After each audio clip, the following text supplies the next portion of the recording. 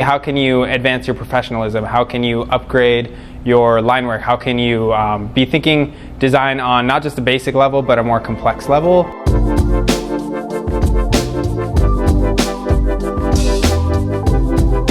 I'm Scott Zenteno. I was born and raised in Miami, Florida. Came out to California for ArtCenter College for Design in Pasadena, and been here pretty much ever since. I think what inspired me to do art was just seeing my brother create all these cool things, watching all the anime growing up.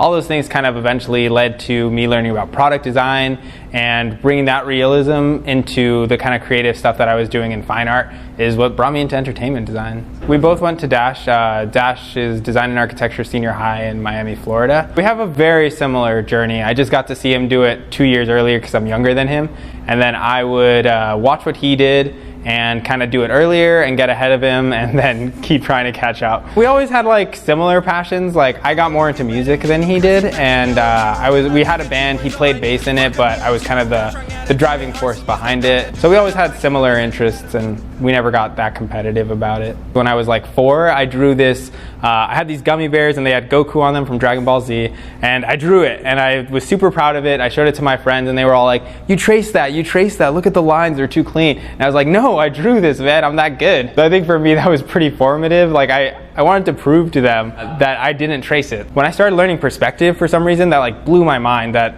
I was looking at a flat surface but everything on it had volume and felt real and tangible on the screen. So I think that was one of the earlier experiences I have of just wanting to show people I can draw. ArtCenter was a great place for me to develop my skills, and I think more specifically sharpen my skills, because that's what the school has been all about. It's about taking what you were and making you into a better version of that. Strictly, how can you advance your professionalism? How can you upgrade your line work? How can you be thinking design on not just a basic level, but a more complex level? And all of that stuff, I think, fed me into where I am today as a career, where I'm using all the advanced levels of thinking, not just the base fundamentals, but putting them together in a way that's a little more creative.